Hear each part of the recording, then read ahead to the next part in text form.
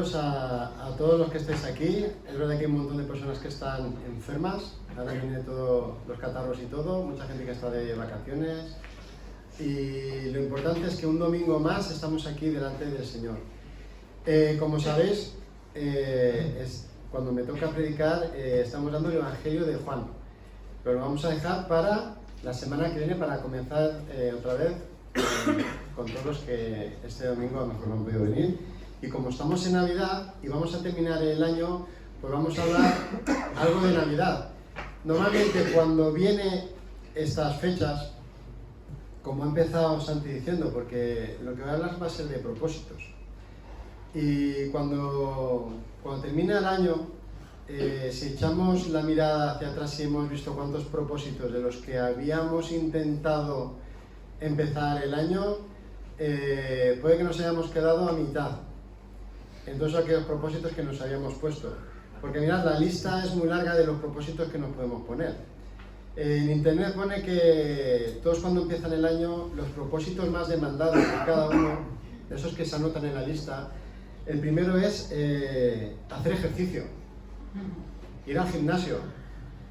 Si alguien quiere hacerse rico, ahora es el momento de montar un gimnasio, porque a partir de febrero eso va a ir en picado. Porque todos aquellos que empiezan fuerte, el 80%, la segunda, tercera semana, se acaba el gimnasio.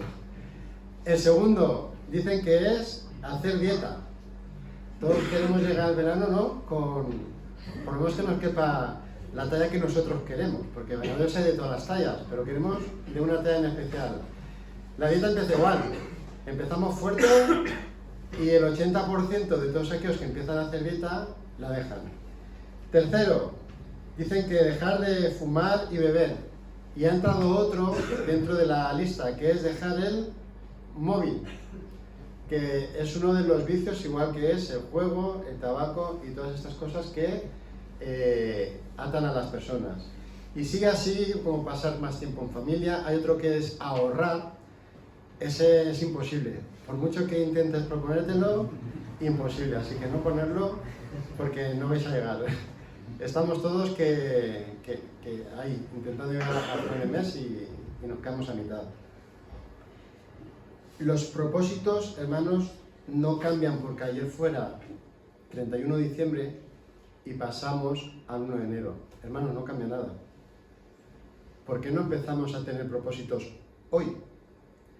Igual que la salvación nos dice no dejarlo para otro día. Hoy es el día de empezar. No esperes al 1 de enero para empezar a hacer algo, sino hoy. El problema es que requiere dos cosas. Requiere compromiso y requiere esfuerzo. Y eso cuesta. Tener un compromiso con hacer las cosas y el esfuerzo de realizarlas. Porque es verdad que podemos tener 20.000 cosas en nuestra cabeza, pero si no tenemos ni el compromiso ni el esfuerzo, no hacemos absolutamente nada. Si nos hacemos propósitos a nivel terrenal, querer mejorar nuestro físico, querer mejorar nuestra inteligencia, como cristianos que somos, la pregunta es si nos hemos hecho una lista con propósitos a nivel espiritual. ¿Hay algo que podamos mejorar a nivel espiritual? Porque Dios nos ha dado unos medios para que nosotros los utilicemos para poder crecer. Cuando era pequeñito había una canción muy sencilla, pero que la verdad que en ella contiene una verdad enorme. Lee la Biblia y ora cada día si queréis crecer. Lee la Biblia y ora cada día si queréis crecer. Y no hay otro secreto. No hay otro secreto. Si queremos tener una comunión real con el Señor, si queremos saber cuál es su voluntad, si queremos permanecer en Él, orar y leer la Biblia. Y vamos a meternos en dos textos, dos versículos solamente, de una persona que es ejemplo de un propósito que se hizo. Vamos a ir a Daniel, capítulo 1, versículo 8 y 9. Esta persona se propuso algo, igual que sus amigos. Fue una pequeña iglesia en medio de un pueblo corrupto.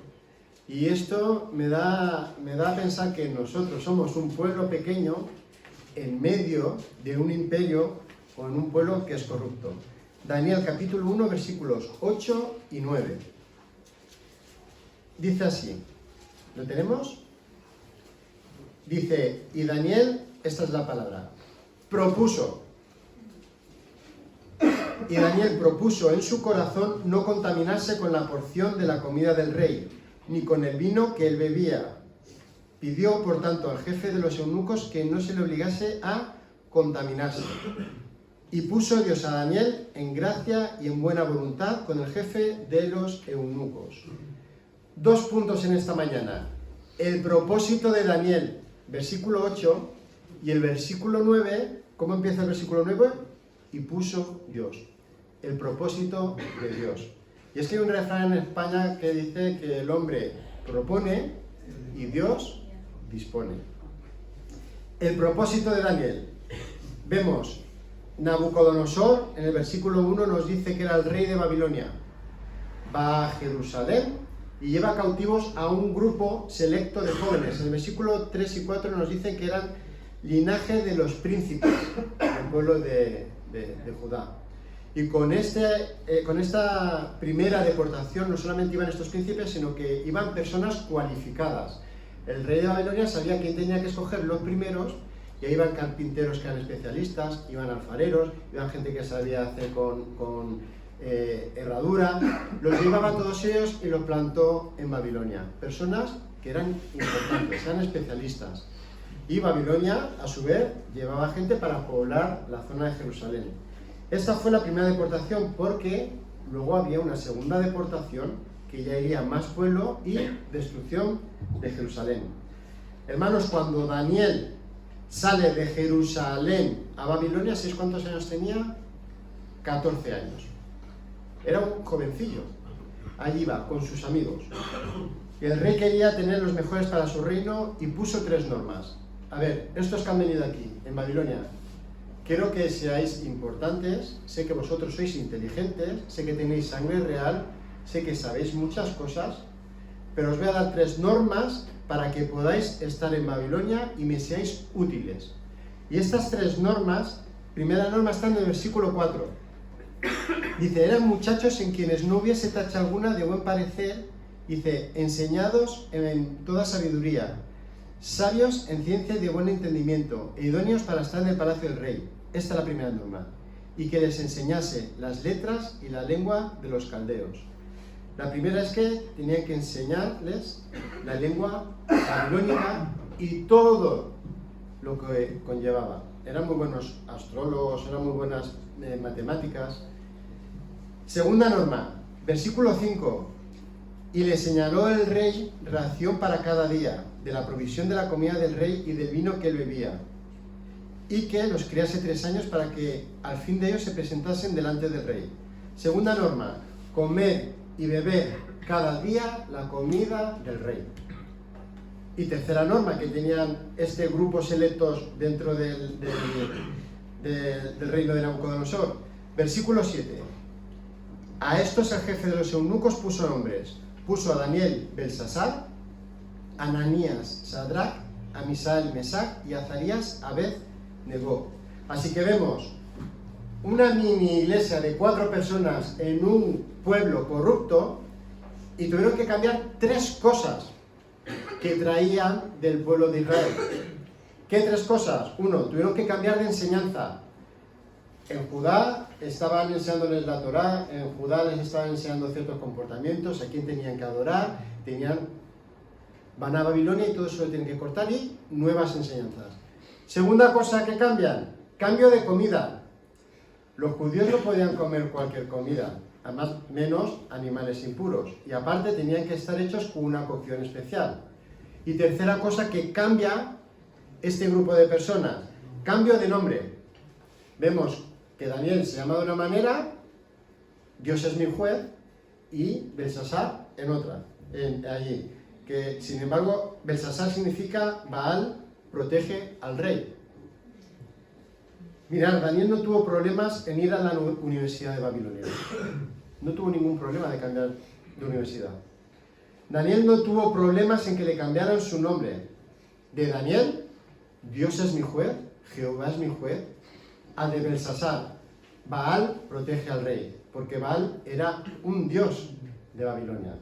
No tuvo ningún problema, no se quejó, no montó el espectáculo delante del rey Nabucodonosor, nada.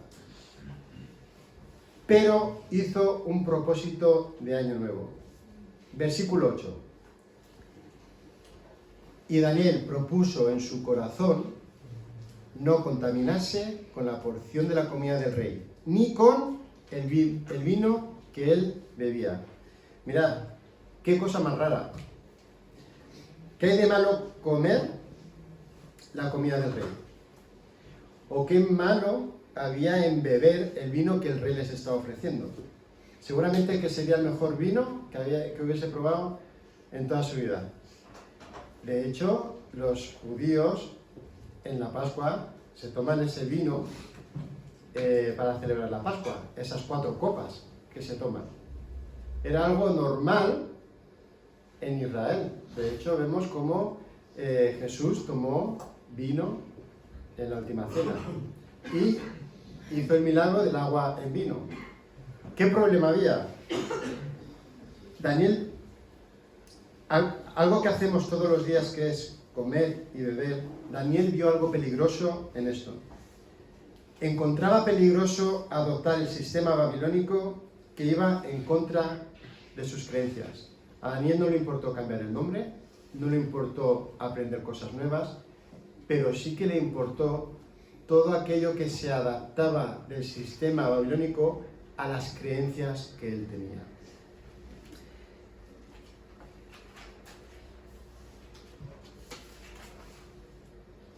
Pueden haber 2 razones por las cuales Daniel no quisiera comer y viese un peligro. El primero, Daniel era israelita, tribu de Judá, y estaba obligado por la ley de Israel a no comer ciertos animales impuros.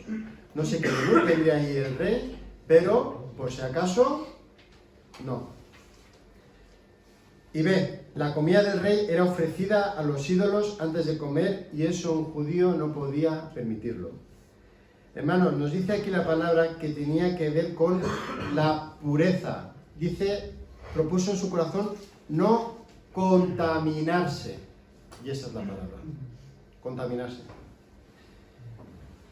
Porque pasas de ser puro a ser impuro. Daniel tuvo que decidir comer esa comida o mantenerse puro. Daniel y sus amigos tuvieron que tomar una decisión, y no era nada fácil, porque ellos estaban cautivos en un pueblo que no era suyo, con un rey como Nabucodonosor, que era despiadado, que tenía el poder de quitarles la vida si se le antojaba al rey, y aún así Daniel y sus amigos rechazaron hacer lo incorrecto.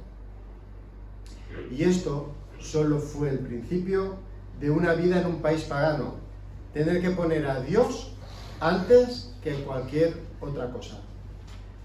Porque esto solamente fue el principio, pero luego empezaron a tener más problemas Daniel y sus amigos. Luego los amigos de Daniel estuvieron en el horno de fuego. Daniel estuvo en el foso de los leones. Mirad, todo empieza con contaminarse un poquito. Pensamos que no es nada. Bueno, un poco, otro poco, otro poco. Daniel propuso en su corazón. No hizo una lista donde dejarlo escrito, sino que propuso en su corazón. La palabra clave es contaminarse con. Así que el primer propósito para este año que podemos ponernos es: proponte no contaminarte con puntos suspensivos. A veces son cosas que hacemos todos los días, pero las ponemos antes que a Dios. Segundo propósito que podemos hacer para este año: proponte un corazón dispuesto para... Daniel dice que propuso su corazón, no de hablar ni una lista, sino de verdad. Propuso en su corazón no hacer ciertas cosas. ¿Y sabéis cuánto tiempo estuvo? Mínimo 3 años. Versículo 5 nos dice, y le señaló el rey ración para cada día de la provisión de la comida del rey, del vino que él bebía. Y que los criase, ¿cuántos años? 3. Este no se quedó a la segunda semana, diciendo, madre mía, lo que están comiendo estos y lo que están bebiendo, yo me lo estoy perdiendo. Mínimo 3 años, que serían más. Dijo, esto no. Y el versículo 12 nos dice con qué se estaba alimentando. Nos dice en el versículo 12, te ruego que hagas la prueba con tus siervos por 10 días y nos den legumbres a comer y agua a beber. Hermanos, a veces con lo justo se puede sobrevivir. Yo sé que a muchos a lo mejor no les gustan los garbanzos, ni las lentejas, ni las alubias, pero Daniel estuvo con legumbres. Esto es un abanico más amplio porque aquí entran nueces, entran pues fruta, entran otras cosas. Legumbres, que para los que hacen dieta sabéis que es muy bueno, y agua. Ya está. No hace falta grandes cosas para sobrevivir. Y el tercer propósito para este año es obediencia a Dios es la clave para mantener la pureza espiritual. Daniel se quiso mantener puro y obedeció a todas aquellas cosas que él sabía que Dios había puesto en su ley. No te contaminarás con ciertas cosas. ¿Qué podemos aprender del ejemplo de Daniel y sus amigos? Que podemos ser fieles al Señor bajo cualquier circunstancia. Estaba Daniel y sus amigos, y bajo cualquier circunstancia que te pueda rodear en esta vida, puedes mantenerte fiel. El problema son las consecuencias que te puede llevar eso a ser fiel. Pero puedes ser fiel en medio de la tormenta. 2. Guardar su palabra trae bendición. Versículo 20 de este capítulo. En todo asunto de sabiduría e inteligencia que el rey les consultó, los halló 10 veces mejores que todos los mánogos y astrólogos que habían en todo su reino. Si guardas su palabra, trae bendición. Tercero, el secreto de vivir la vida en esta tierra no estaba en ir a la escuela de Babilonia, no era saber letras, no era comer mejor o beber mejor, no es la apariencia o lo bien que puedas hablar. El secreto es conocer al Dios verdadero. Ese es el secreto. Cuarto, ser personas íntegras. Hermanos, no tenemos que ser personas de doblez, que no seamos inconstantes en nuestros caminos, porque como nos dice la palabra, si somos inconstantes en nuestros caminos, somos como las nubes, que somos llevados de aquí para allá, que nos tenemos que mantener firmes y ser íntegros de corazón, pase lo que nos pase y cueste lo que nos cueste. Si es sí, y si es no, es no. No podemos decir sí, no, a medias, no. Íntegros, hermanos. Y eso nos puede costar un día estar delante de los leones. Pero para ser íntegros de corazón, el Señor va afirmando en nuestro corazón que Él es nuestro Dios, que Él es en que tenemos que confiar, que Él es nuestra roca, Él es nuestra fortaleza. Porque si no nos mantenemos constantemente en la palabra del Señor, cualquier día le podemos negar. ¿Por qué? Porque no tenemos fe ni constancia en las cosas del Señor. Y podemos caer como le pasó a Pedro, como pasó a David. ¿Por qué? Por no estar afianzados en su palabra constantemente. Pero si bien Daniel tenía un propósito en su corazón, estaba dispuesto, tenía ganas, hay un propósito aún mayor para tu vida. Tú puedes poner tus propósitos aquí, pero quédate con esto. Hay un propósito mayor para ti de parte de Dios. El propósito de Dios. Versículo 9. Y puso Dios a Daniel, que dice, en gracia y en buena voluntad. Y es que para que se realicen los propósitos que nosotros muchas veces escribimos o decimos, Dios tiene que actuar. Y menos mal que estamos bajo las alas del Omnipotente, porque estando bajo la gracia, Dios actúa. Si no eres hijo de Dios, Dios gobierna todo, sabe lo que va a ocurrir, pero no es tu defensor, no es tu castillo y no es ni tu roca. Dios actúa con sus hijos y tiene, como dice aquí, gracia y buena voluntad. ¿Qué padre no quiere lo mejor para sus hijos? Todo el mundo creo que quiere lo mejor para sus hijos, pero a veces los hijos se portan mal y ahí es cuando hay que enderezar. Pero el padre lo que más quiere es que hagan la voluntad. Fue Dios quien estuvo detrás ayudando a Daniel por su gracia y buena voluntad. Y es la misma gracia y buena voluntad que Dios tiene para con nosotros cuando somos obedientes. Si no somos obedientes, nos tiene que dar otras cosas. Siempre va a estar su misericordia y su gracia alrededor nuestra, pero nos tiene que dar pues ciertos garrotes para que aprendamos y volver otra vez al camino que Él nos ha marcado. Dios tenía el propósito con Daniel igual que lo tiene con nosotros. El propósito de Dios con nosotros, Él no se cansa nunca. No es como el 80% de la gente que tiene propósito y lo deja. No nos deja a mitad del año, porque Él se mantiene fiel a su propósito. Él se mantiene fiel a su pacto. El pacto que tiene Él con nosotros. El pacto que tiene el Padre con el Hijo. Su propósito, el propósito de Dios para ti, empieza en la eternidad y acabará el propósito que tiene puesto en ti y en mí. Me fío más del propósito que tiene Dios acerca de mí de los que yo pueda decir. Pero ¿cuáles son los propósitos? ¿Cómo son esos propósitos? Es lo que llamamos los decretos de Dios, o los propósitos de Dios, o el consejo de Dios. ¿Cuál es el propósito de Dios? Mirad, no se trata de saber cuál es el propósito de Dios para mi vida. A veces leemos, Dios tiene un propósito para tu vida. Dios tiene un propósito para tu vida. Dios solo tiene su propósito. Y dentro de su propósito, tú estás incluido. Estamos todos incluidos. ¿En quién? En Cristo. El propósito desde la eternidad hasta la eternidad es Cristo. Solo Cristo. Ese es el propósito. Y dentro de lo que Cristo iba a hacer aquí en la tierra, es misericordia, gracia, bondad, mansedumbre, amor para con nosotros. Dios solo tiene un propósito, y es su propósito, y nos ha incluido en su propósito.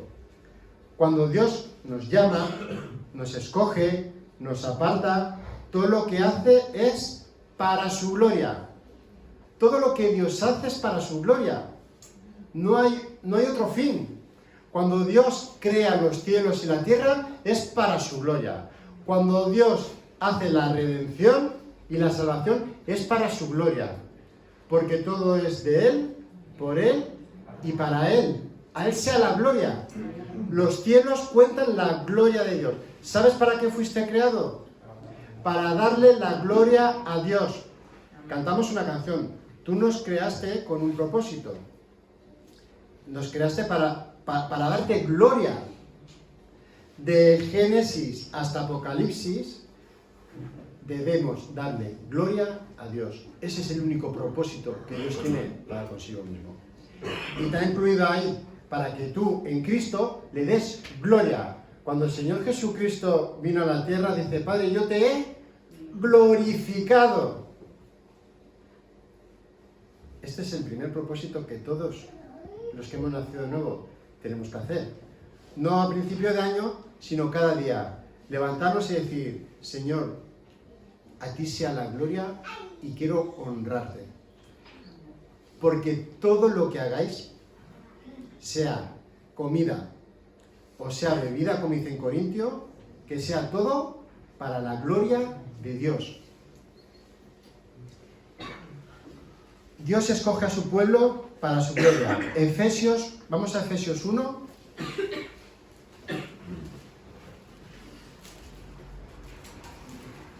Versículos 4 hasta el 6. Efesios 1, de 4 al 6.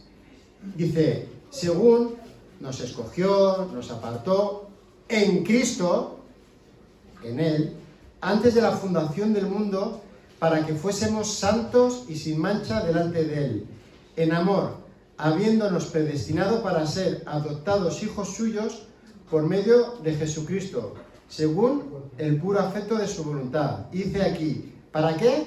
Para la alabanza de la gloria de su gracia, con la cual nos hizo aceptos en Cristo, en el amado.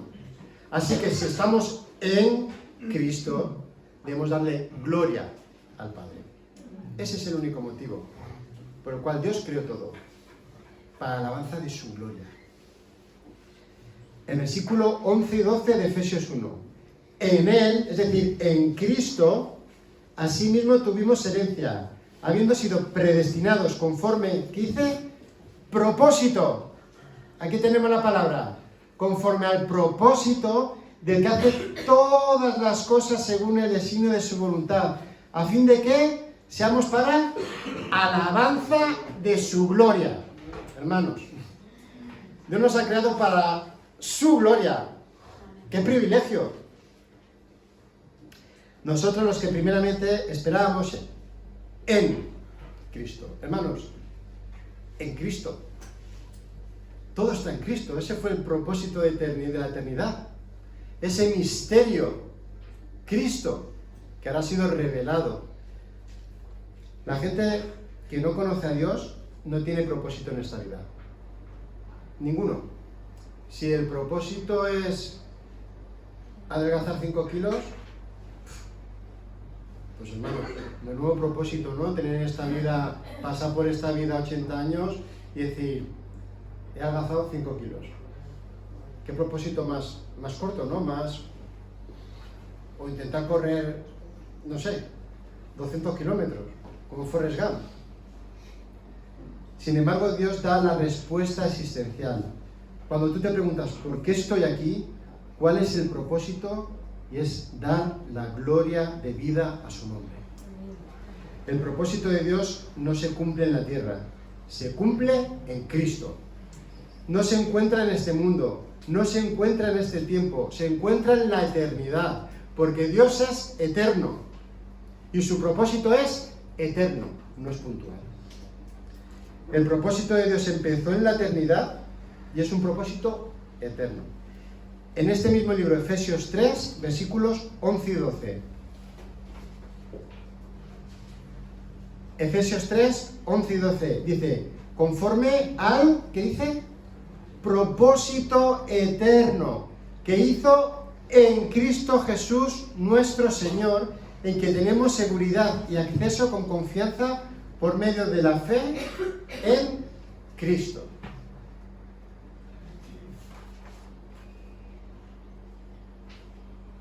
Aparte de que su propósito es eterno, que está en Cristo, su propósito es inmutable, no cambia. Hay un salmo, lo voy a leer, no hace falta que lo busquéis, Salmo 138, 8, nos dice, Jehová cumplirá su propósito en mí. No solamente su propósito es inmutable y que no cambia, sino que su propósito se cumple. En Isaías 46, 9 y 10 dice así, acordaos de las cosas pasadas desde los tiempos antiguos, porque yo soy Dios y no hay otro Dios y nada es semejante a mí, que anuncio lo por venir desde el principio y desde la antigüedad lo que aún no era hecho, que digo, mi consejo permanecerá y haré todo lo que quiero. Su consejo permanece, se cumple. No solamente que se cumple, sino el propósito principal para nosotros, Romanos 8, versículos del 28 al 30, nos dice, y sabemos que a los que aman a Dios, todas las cosas ayudan a bien. Esto es, a los que conforme a su Propósito son llamados. Porque a los que antes conoció también los predestinó. ¿Para qué? Para que fuesen hechos conforme a la imagen de su Hijo. Para que Él sea el primogénito entre muchos hermanos. Y a los que predestinó, a estos también llamó. Y a los que llamó, a estos también justificó. Y a los que justificó, a estos también glorificó. ¿Qué pedazo propósito tiene para con nosotros? La salvación. En 2 de Timoteo, Pablo le dice, 2 de Timoteo 1:9, quien nos salvó y llamó con llamamiento santo, no conforme a nuestras obras, sino según el propósito suyo y la gracia que nos fue dada en Cristo Jesús antes de los tiempos de los siglos. Sigue hablándonos del verdadero propósito que Dios tiene. Su propósito. Acordaros. Isaías 55, voy a decir 2 versículos más, porque está por toda la Biblia cuál es el propósito que Dios tiene. 55, Isaías 55, 8 y 9. Porque mis pensamientos no son vuestros pensamientos, ni vuestros caminos mis caminos, dijo Jehová. Como son más altos los cielos que la tierra, así son mis caminos más altos que vuestros caminos, y mis pensamientos más que vuestros pensamientos. ¿Cuál debiera ser nuestro principal propósito, hermanos? Pues en Isaías 43, 7, la frase que deja así Dios, dice, todos los llamados de mi nombre, para gloria mía los he creado, los formé y los hice.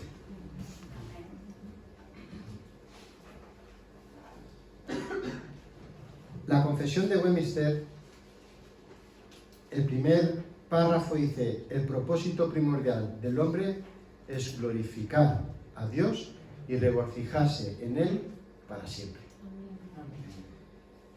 La pregunta, entonces, ¿cómo podemos vivir para la gloria de Dios? La respuesta, Daniel 1:8, no contaminándote.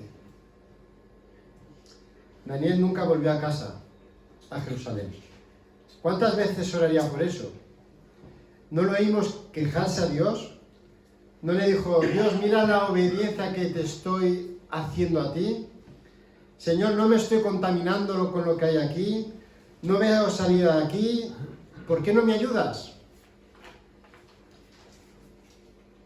¿Dios le ayudó? ¿Sí o no? Sí, versículo 9. ¿Qué es lo que hizo Dios? Le dio gracia en medio de Babilonia para poder seguir obedeciendo. Hermanos, lo que nosotros necesitamos es gracia de Dios para poder obedecer en medio de esta sociedad corrupta. Señor, cuando nos levantamos, no quiero contaminarme, pero dame de tu gracia para poder vivir, porque es difícil vivir en la sociedad en la que estamos viviendo. Dame gracia para no contaminarme con nada de lo que hay a mi alrededor. Job nos dice que propuso no mirar a una virgen. Otros dijeron, no, voy a hacer pacto con mis oídos para no hacer.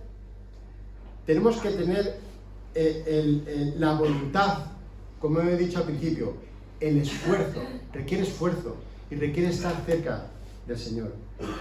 A veces pedimos grandes cosas, pero hay que darle gracias para que en medio de Babilonia podamos seguir obedeciendo. Que Dios nos dé gracia para obedecerlo. Su propósito se mantiene. No lo dudes porque Él es fiel al pacto. Que Dios os bendiga.